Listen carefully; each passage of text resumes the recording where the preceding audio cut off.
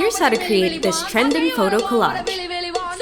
Download the latest version of InShot via the link in our description. Import a blank clip on InShot.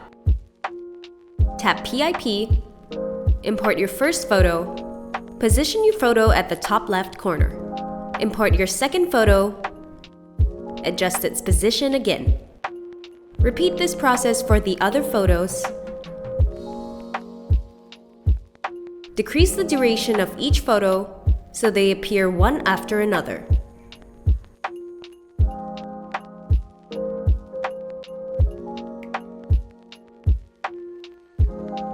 Split each clip at the same duration.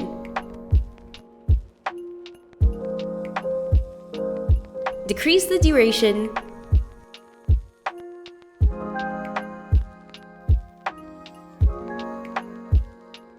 Tap Replace, import your photo, and repeat this process for the rest of the photos.